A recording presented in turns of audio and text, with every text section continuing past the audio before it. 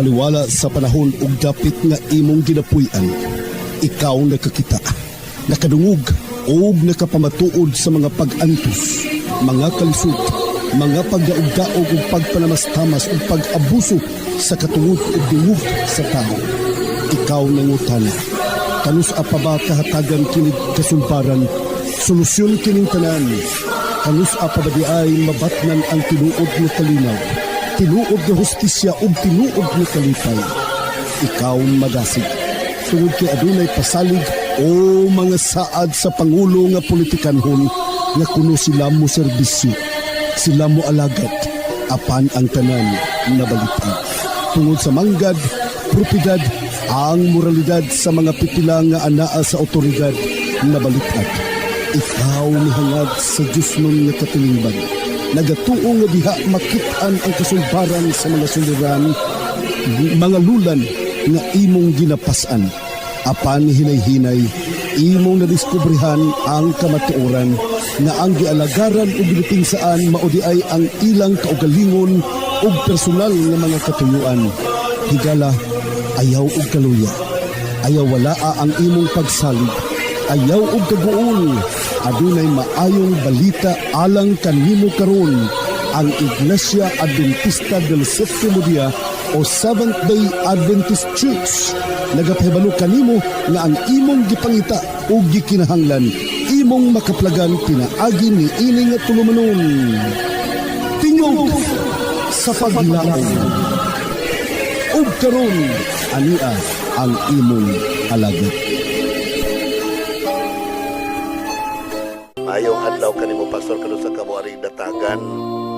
Pwede mo hangyo tabangin taon ko sa pag-ampo sa akong tibok pamilya nga mobalik kini sa pagpangalagad. Maluoy ka, dila ko ngalan mo pangalan na. Anyway, ang Ginoo nagkabalo man kanimo. Basta ang Ginoo magapanalangin kanimo, ang Dios magauban kanunay og magahatag og dugang pang panalangin.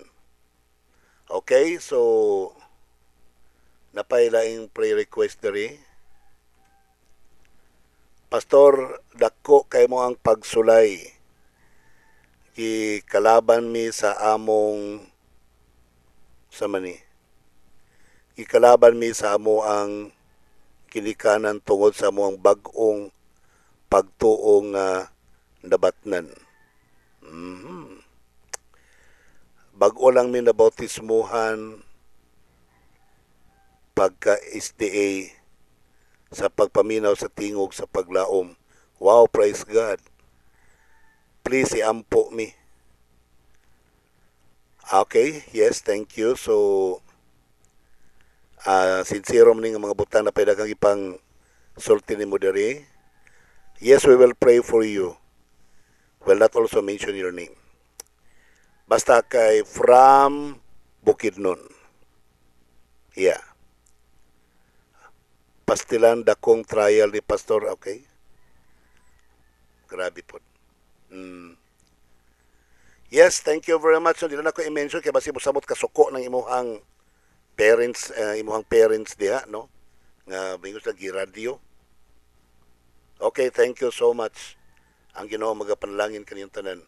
Ang Diyos magauban kanunay. Okay, so mga prayer partners, palihog ato ning apel sa pag-ampo dinhi sa ato ang buhatan. Naadiri po'y unahon sa nato ni total mubo raman ni sa tubagon. Pastor, unsa may baptism of the Holy Spirit? Niya din nagkanayon mga kaiksonan. Gikan kang Tito Alconga. Good morning, Pastor. Can you explain me the baptism of water, baptism of spirit, and baptism of fire? Thank you and God bless and happy preparation day. Friday pa mo niya gisend. Okay, thank you so much, Brother Tito Alconga. So, napatoy question atong kang Sister Pipito, Alboria Pipito, Bibit Alboria Pipito. May tungod sa name. Okay, pangalan. Basta kay Tito Alcongga na imong pangalan diri ha. Yan, i-flash na sa akong mind nga. Unahon sa nato ito nasugdan. So, niya, ato sang, basta kay Tobago na nako kaya nabasa naman na post ko naman na diri sa ato ang file. Okay, so, kanisa di ay, katusang question about name. In the first place ha, higalag pinangga kong kaigsuonan, magisgot gani og name ang Biblia. Dili na siya name nga kanang literary name. O sa may pasabot yan ang name mga kaigsuonan. Sama pananglitan. Example. Ato ta sa Ecclesiastes 7 versikulo 1. Kamundo na yung mga balang kasulatan. Palihog ablihin ninyo. Ecclesiastes 7 versikulo 1. O sa may nakasulat niya. A good name is better than precious ointment, and the day of death than the day of one's birth. So sa may good name. Ang maayong ngalan, mas maayo pa kay sa bililhon nga lana, og ang adlaw sa kamatayon kaysa adlaw sa pagkatao. So, dili lang ta sa kini, a good name is better than precious ointment. So, sa ibot pasabot anang nga name. So, ang mga ginikanan in tao, malibog na sila o kung saan nila pag usay pangalan silang anak. Manang malukop na sila para munindot lagi kunuhay ang pangalan silang anak. Ilan ang isumpay-sumpayo ng mga pangalan silang apuhan. Munang perting taasas pangalan in town. Nagguol ang bata pagka-grade 1, pagka-nursery, pagka-kinder, pagka-grade 1. Kaya dili siya makadali, makasulat siya pangalan. Dugay kaysa mahuman kay perting taasas siya pangalan. Kaya di ay gidugtong-dugtong ang mga pangalan sa iyahang mga apuhan, tanan, mga kanunuan, gipang dugtong-dugtong hangtod nahimo sa kabuok ngalan nga milukop sa tibuok papel sa grade 1 ang maong pangalan. So, dako problema. Unsa di ibot pasabot ang good name? Ang good name mga kaigsunan, it's not about literal name. It's not about literal name. Whenever the Bible says about a good name, it's not talking on a literal name. It's about the power. The power, the character. So, mauna ang buot ipasabot sa good name. Like for example, ato ta sa kining gitawag og if you have your Bible with you, ato ta sa Buhat Kapitulo 4. Okay? Kamundo na yung mga bala ang kasulatan din na mga pinangga kong kaigsunan. Buhat Kapitulo 4, versikulo 12. Matod pa dinhi atong basahon. Neither is there salvation in any other, for there is none other name under heaven given among men whereby we must be saved. Matod pa, neither is there salvation in any other. So walay lain nga kaluwasan sa bisan unsang mga butanga, for there is none other name, kay walay laing pangalan ilalom sa langit nga gihatag sa mga tao, ngadto sa mga tao nga diin kitang tanan maluwas. Buti pasabot, walay laing pangalan nga makaluwas. So, unsang nga pangalan mga pinangga ko mga kaigsunan, ang motibasyon pagbasa is referring to the name of Jesus Christ.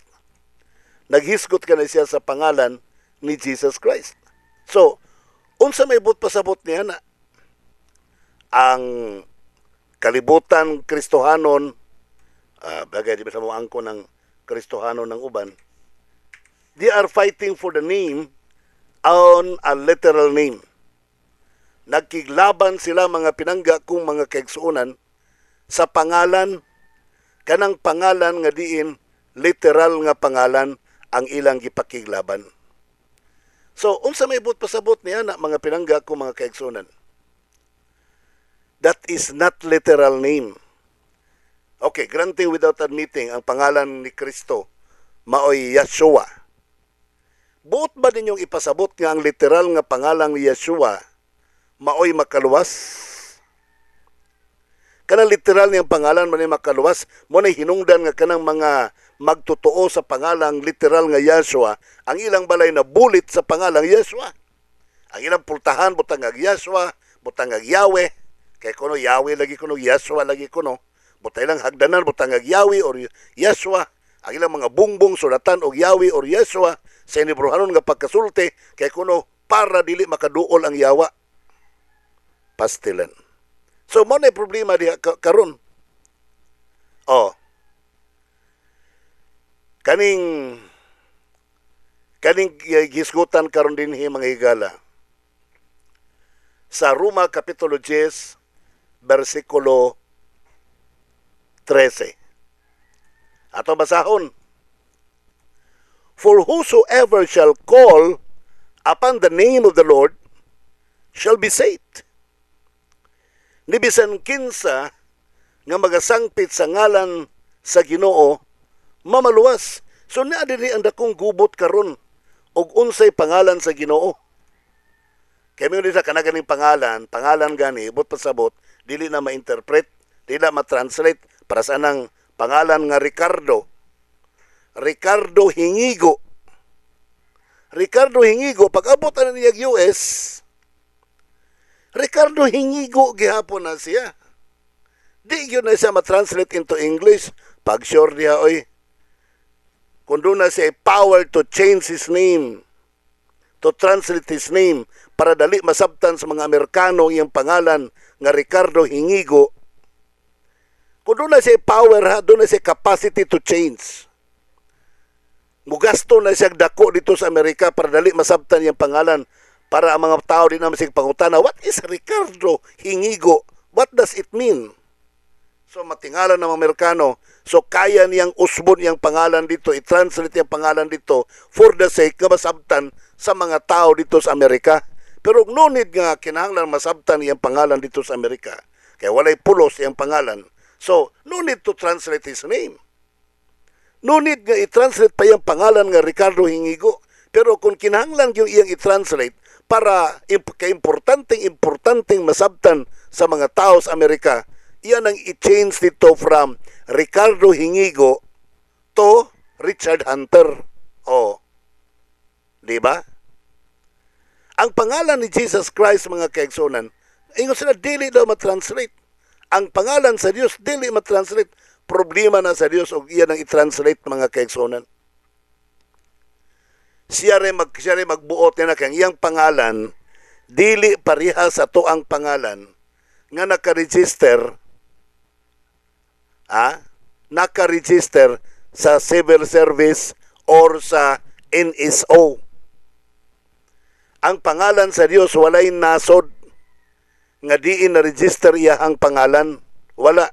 Ang uban mingon sa Hebrew man na pastor na register iyang pangalan pag sure mo. Asa mo kuno Hebrew country karon? Nadi ay. Asa may nasod sa mga Hebrewanon karon? Pastor, ang Israelites di ay pastilan. Di man gani sila motuong Kristo dito. Di man gani sila bisan pag Yeshua pa, di man sila motuo. Motuo sila propeta. Pero di sila motuo nga mao'y Mesiyas. So, ngano naka-register siya dito sa ilahang NSO dito? Sa Israelitas, sa Israel, ang pangalan sa Diyos? Wala. So, ang Biblia, pag ingon niyag pangalan, mga kaigsunan, whosoever shall call upon his name shall be saved. Bisan kinsang mo sangpit siyang pangalan, maluwas. So, uban mingon, inigsangpit ni mo, unsa may mo sangpiton, unsa nga ngalan ni mo sangpiton, ay stilan. Sumala pa sa Deuteronomio, Kapitulo 29, versikulo 29, ug unsay gipadayag mo ni ato. Di ba? Deuteronomio Kapitulo 29, versikulo 29, ug unsay gipadayag mo ni ato. Ang uban mingon mag-research ta pastor o tingkayo nato ng Biblia ug unsay gipangalan. Yes. Ug unsay gipadayag niya mga kaigsuonan nga pangalan mao nay ato. Matod pa rin atong basahon English Bible. The secret things belong to the Lord our God. But those things which are revealed belong unto us, unto our children forever, that we may do all the words of this law. Matod pa na sa English Bible.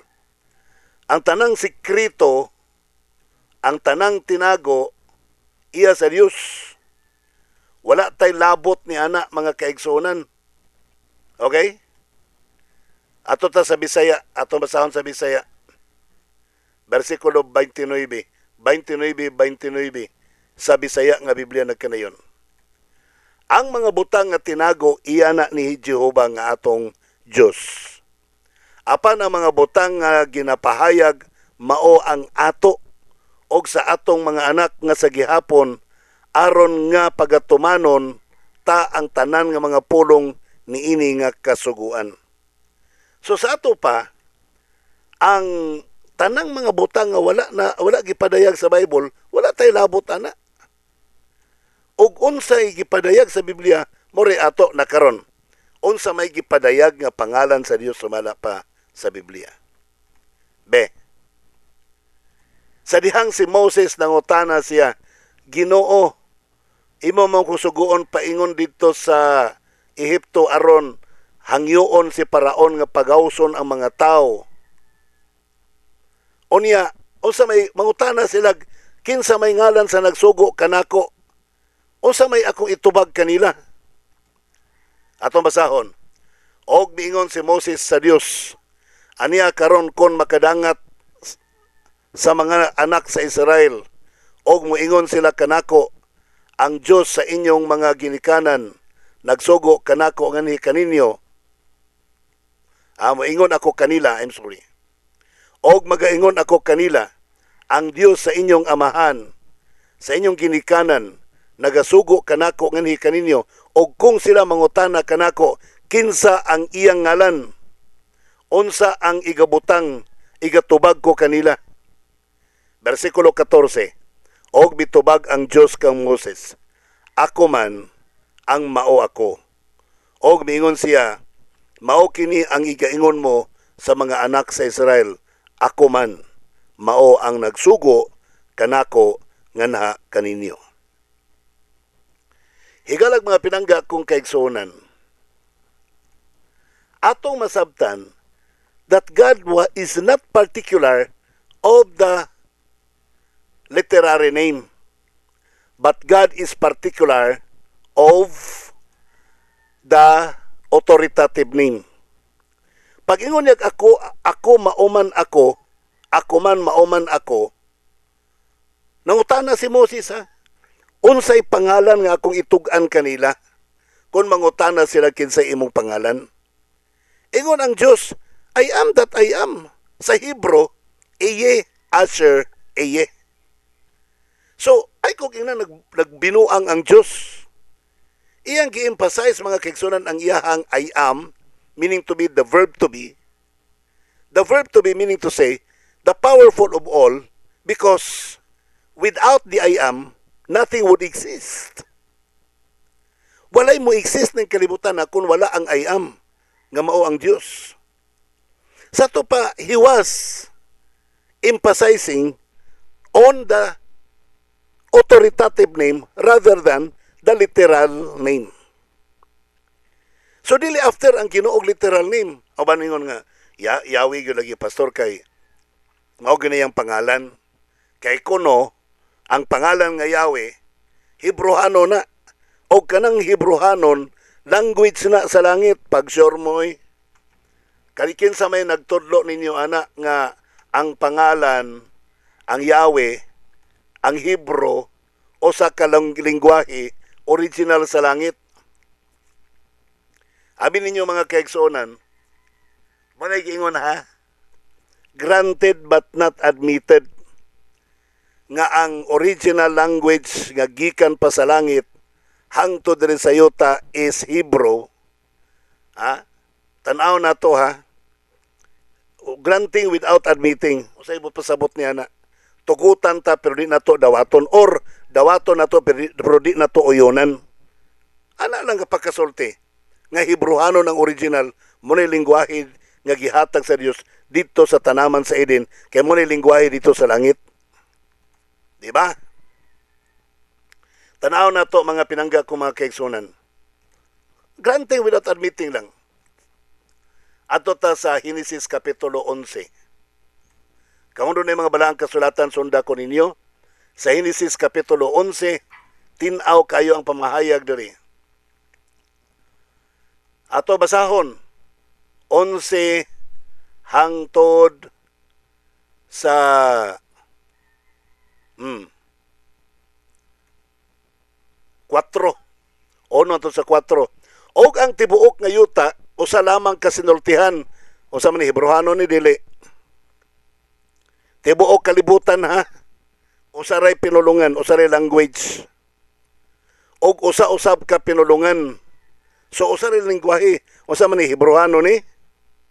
Ingon dayon ning mga Assemblies of Yahweh, usa na pa pangalan nila karon.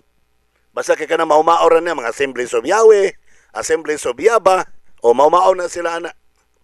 Moingon na sila nga ang original gyud Hebrewanon gyud. So mao ning lingwahe lagi nga gimension sa Genesis Kapitulo 11 bersikulo 1. Og ang tibuok nga yuta usa lamang ang sinultihan, usa-usab ka pinulungan. So Hebreano ni. Hebrewanon gyud ni, pangutan-an ninyo ng mga nagdoktrina Yaba og Yahweh. Mga unsa pa nang uban diha. Nga Hebrew gyud ang original mga higala.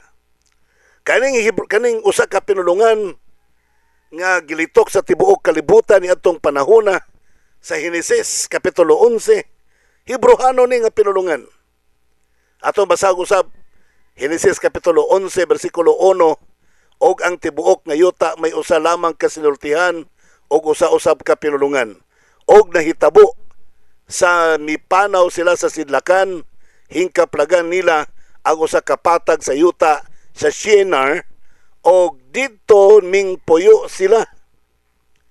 Og sila nasig-ingon ang usag-usa, o mari kamo, magbuhat kita og tisa, og pagbahon ta og naayo.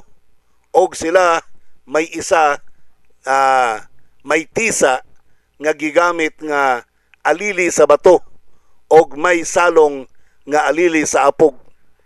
Og mingon sila, o mari kamo, magbuhat kita alang kanatog usa ka lungsod og usa ka tore nga ang iyang ibubungan moabot sa langit.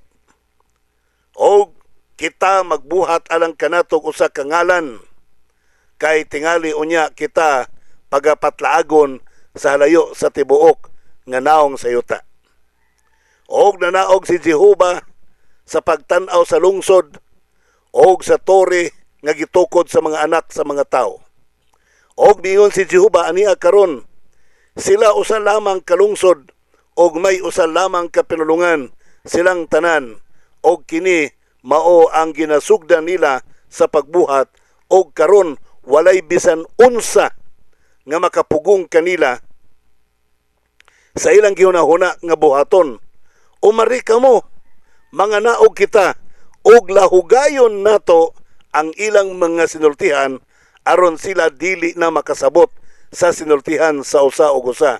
Busa, gipatlaag sila ni Jehovah sa halayo ngadto sa ibabaw sa naong sa tibuok kayuta, o gibiyaan nila ang pagtukod sa lungsod. Tungod nini, ang ngalan ngadto niadto gitawag og Babel, kay didto gilahugay ni Jehovah ang sinultihan sa tibuok nga yuta, o gikan didto gipatlaag sila sa naong sa tibuok sa yuta. Higalag mga pinangga kong kaigsonan, very clear nga ang ilang lingwahe isa ra ka buok. Hebrewanon man daw kuno to, ingon pa sa mga Assemblies of Yahweh. O katong ilahang lingwahe giluhugay kato sa Dios, gilibog-libog kato sa Dios. So sa ato pa kana di ang konsepton gyud nato sa tinarong nga pagsabot, kana di ang Hebrewanon nga pinulungan, resulta lang po di ay na sa kalibog nga nahitabo dito sa dito sa Genesis 11. Kanang English, Espanyol, uban pang mga sinultihan, Latin, Grigo, kana nga mga sinultihan tanan, polos na mga resulta sa panagkalibog nga gilahugay nga sinultihan dito sa Tower of Babel. Mao na nga ay mo kumpiyansa mga pinangga ko mga kaigsunan. Moingon mo nga kani manggong language nga Hebrew hinlo ni mao ni original. So dinhita magtuon og Hebrew kay mao ni ang original nga language. Although yes, I agree nga magtuon tag Hebrew kay ang original nga Bible Hebrew. Pero original nga language dito sa tanaman sa Eden, no, dili Hebrew. Manang ayaw ko ninyo ingna nga ang pangalan sa Dios nga official niyang pangalan, nga proper name niyang pangalan, nga literal niyang pangalan, Hinebrohanon. Ayaw ko ninyo ingna. Pastor, mao gyud ni pangalan sa Dios bisan pa dito sa langit. Kay dito sa langit Hebrew ang sinultihan. Sure ka? Wa ka magdamgo? Wala ka sa mga bata pa wa ka gidaman. Mao na pangutana din ha karon. Sigurado ba ka nga ang sinultihan sa langit usa ka lingwahe nga Hebrewanon? Mao na pangutana diha mga higala. Remember si San Pablo usa ka Hebrewanon. Makasabot siya Hinebrohanon, makasabot siya Latin, makasabot siya og Grigo nga pinulungan. Dito sa langit, wa siya kasabot sa sinultihan sa langit. Kung tinuod pa nga Hebrewanon ang sinultihan sa langit, nganong wa kasabot si San Pablo sa pinulungan sa langit?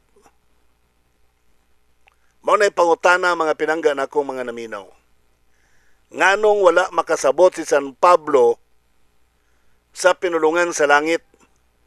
Nga Hebrewanon man unta si San Pablo, kana granted without admitted, granted but not admitted. Nga Hebrewanon ang original language nga ginayaw-yaw dito sa langit.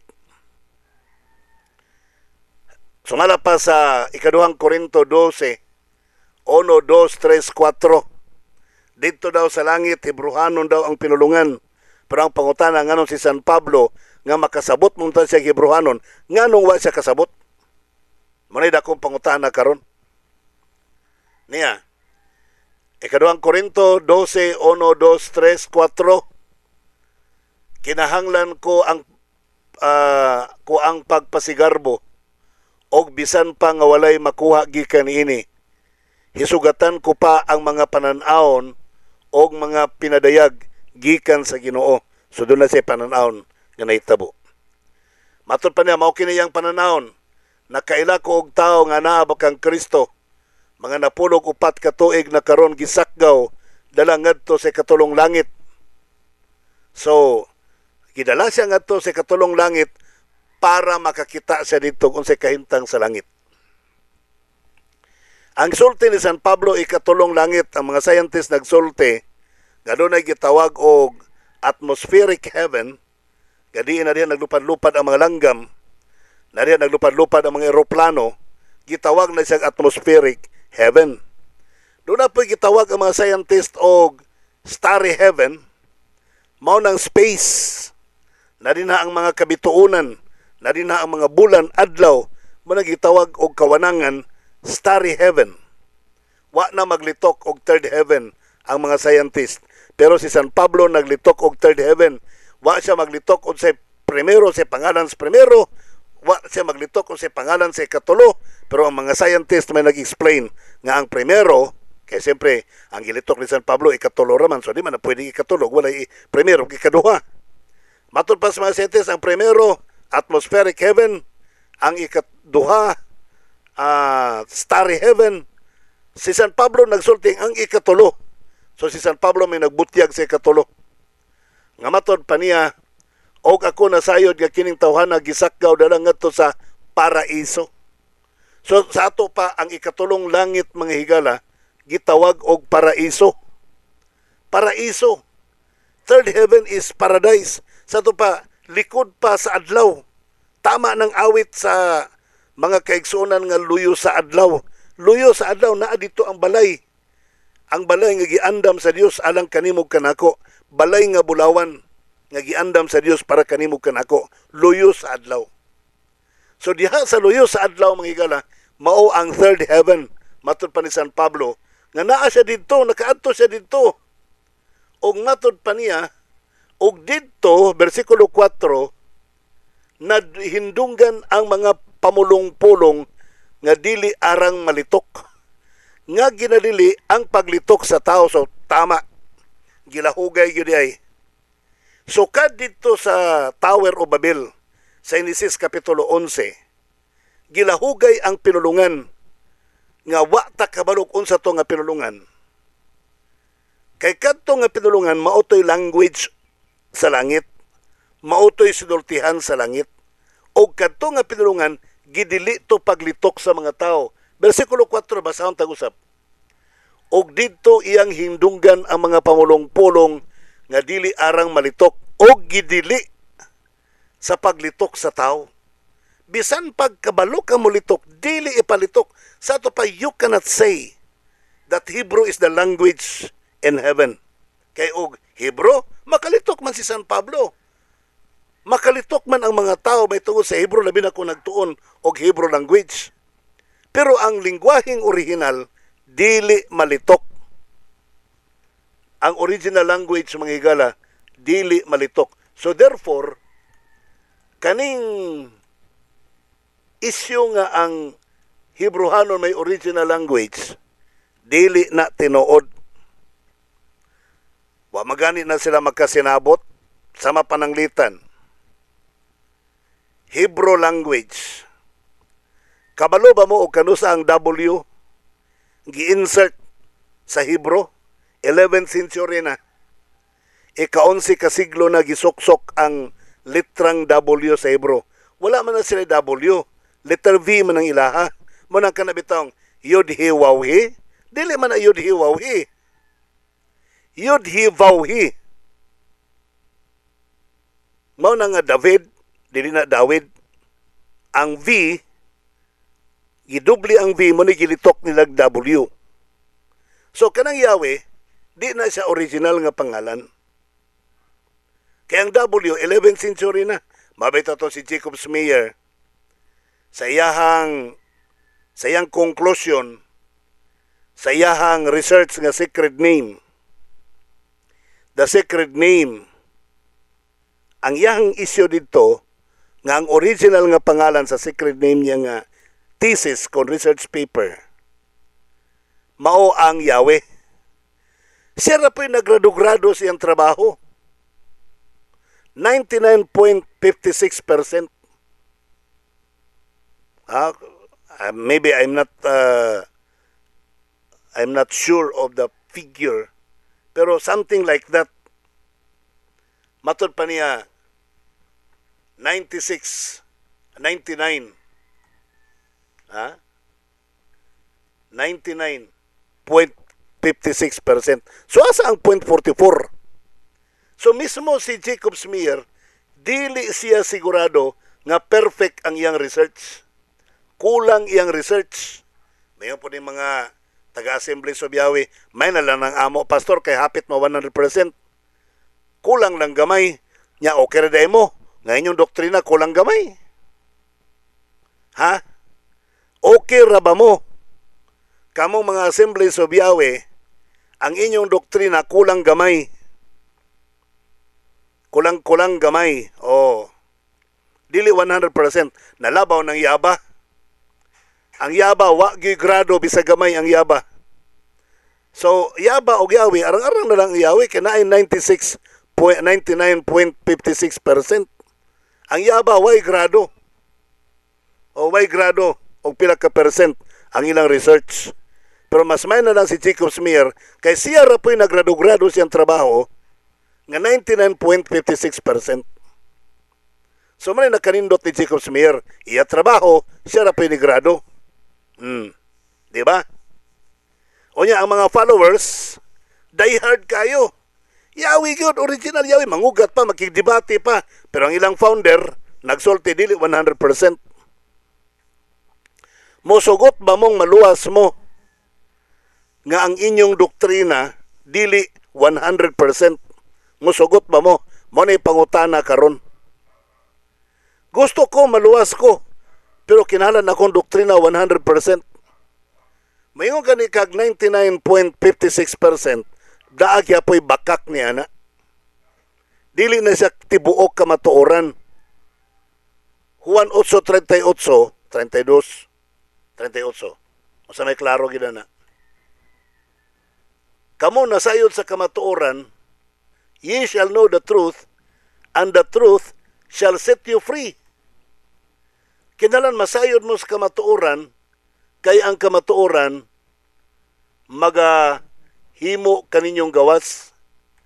Nana sa versikulo 32, og kamo mahibalo sa kamatuoran, og ang kamatuoran magahatag kaninyong kagawasan. Unsa man nga kamatuoran? 100% kamatuoran buo nga kamatuoran mga higala. Dili kay kamatuoran lang 99% nga kamatuoran. Buo nga kamatuoran makahatag kaninyong kaluwasan. So meaning kanang inyong 99% nga kamatuoran nga ang Yahweh may original name, dili na makahatag og kaluwasan. Dili na makahatag og kaluwasan. Kaya nga naman, ang makahatag og kaluwasan 100% nga kamatuoran. 99% nga kamatuoran ra ang Yahweh. So dili na makahatag og kaluwasan mga higala. Wa ako mag-judge ha. Ang Biblia may nagsulti niya na, ye shall know the truth, and the truth shall set you free. So kana nga truth mga higala is 100%. Samtang ang inyong doktrina sa secret name, original name, Yahweh, is only 99%. So, labaw ng yaba, kay wag yun, 0% yung yaba. Wag yun. Way grado ng ilahang research nga yaba. So, mga pinanggan ako mga kaigsunan, ang pangalan nga gipresentar sa balaang kasulatan is dili literal name but authoritative name. And that is in the name of Jesus Christ. Ako nang dungagan og komentaryo ugma mga higala, no? Sorry kayo, wala gyud tay oras sa pagpakiguban. Okay, so sa di pa ko motalikod kaninyo mga higala, ako ipabalo kaninyo. Tibuok Bukid Nonbi, palihog, magkita ta ninyo karong Sabado. Dinhi sa Barangay Sugod, Valencia City, alang sa tuwang special Thanksgiving celebration.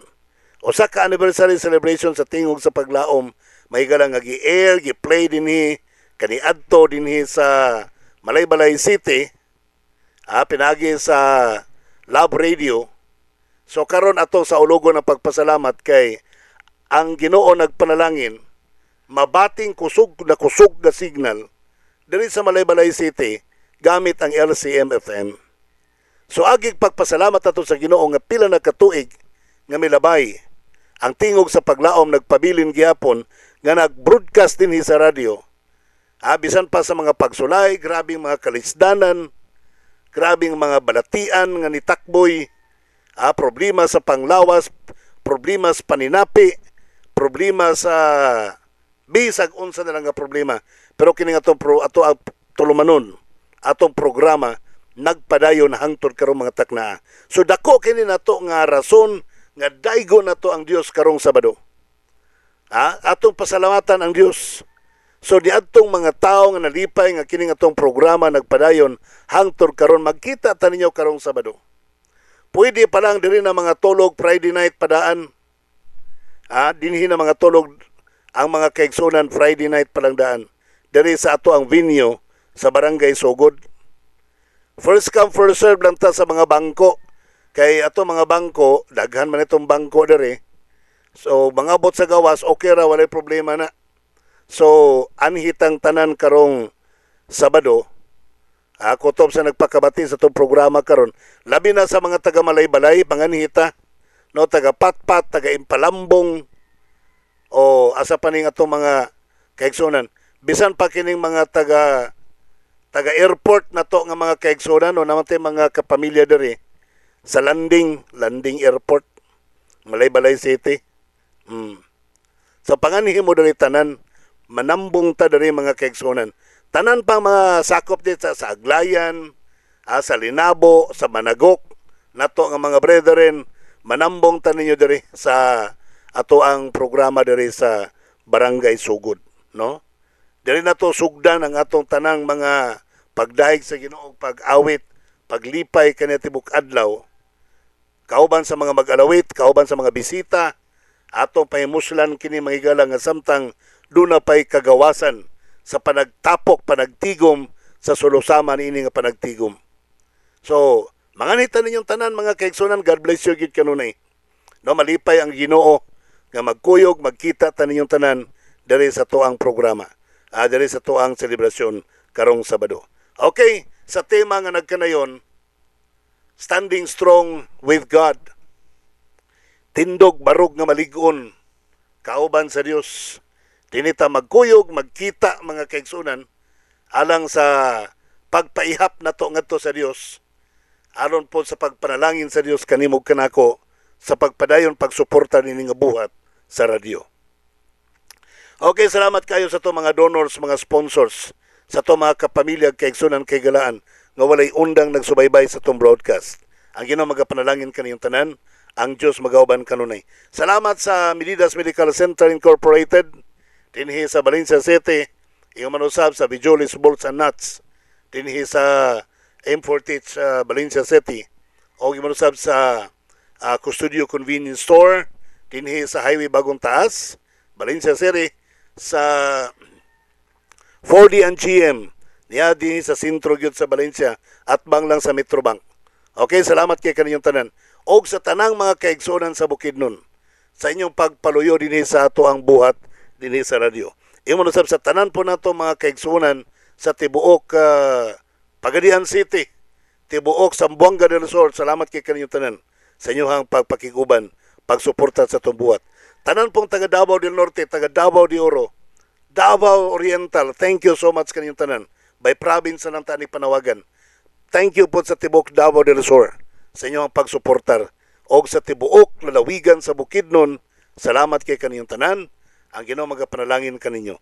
Tibuok Cebu, tibuok Visayas, salamat sa inyong pagsuporta. Okay?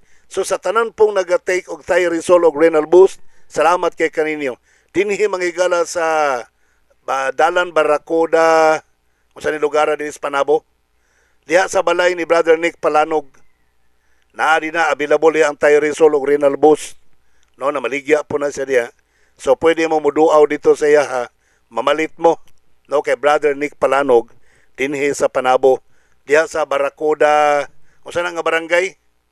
Nakalimot ko mga kaigsunan. Ugma ako ng Litokon ug asa gyud dapita. Okay, basta kay Brother Nick Palanog, naibaligyan niya diya nga Thyrisol o renal boost. Okay, thank you so much. God bless you and more power to you. Wala magi-oras ang alam lamang kanimo akong kapamilya ug kang Jesus Christ nga atong great provider. Ako sabi niyong kapamilya ang nimong ulipon sa pagwalis ng balita, Pastor Israel Villiver Forest magayon kanimo samtang ang tao. Muhilak makiglali sa makiglantugi. Kana nagpasabot nga wa pa siya kakubsi sa iyang paglaom.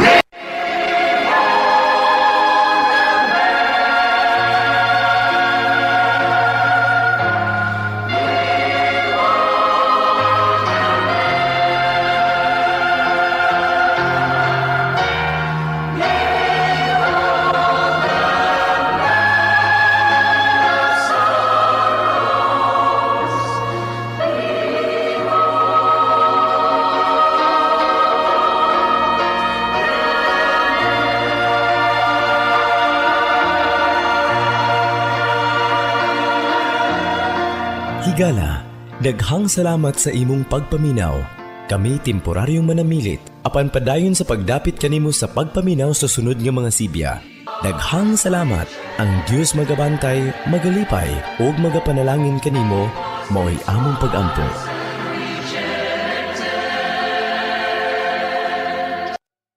Nangandoy ka ba og dugang bunga og bulak sa imong mga pananom? Paspas ang paglambo sa mga dahon ug kaligon sa mga sanganini. Unsa pa ang imong gipaabot? Palit na sa Plus Ultra Plant Vitamin. Bitamina sa tanom nga makasigurado jud kang klaro ug adunay positibong epekto. Ayaw kalimot, basta foliar fertilizer. Piliya ang Plus Ultra Plant Vitamin. Mapalit sa pinakaduol nga tindahan sa agri-supplies sa inyong dapit. Ito na ba kamoy mga balatian sa inyong kalawasan?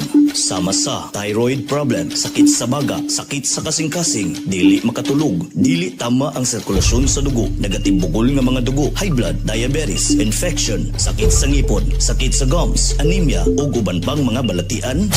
Ayaw ka balaka, kay adunay solusyon nila ng tanan. Alina ang pinakabag-o o pinaka-epektibong herbal capsule alang kanimo. Ang Tyresol Herbal Capsule.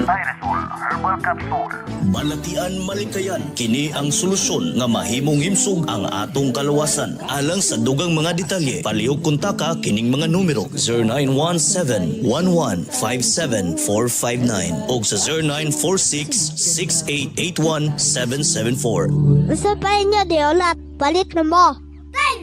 Mapalit sa musunod nga mga tindahan ug butika: Medidas Pharmacy, Custodio Convenience Store, Vigilis Bolts and Nuts, 4D and GM Enterprise sa Valencia City, Premier Drug Pharmacy, Genitolio sa Tagum City, Farm Care Pharmacy sa Banay-Banay, Advent Pharmacy sa Lupon, Davao Oriental, Veloci Store, Magadan Store, Virgie Dagoman Store sa Pagadian City, Abiho Iron Works sa Aglayan, Malaybalay City, NDC Account Office, Trendy Concept Boutique sa Panabo City, ug Evelyn Notarion Dry Goods Store sa Josefina, Zamboanga del Norte.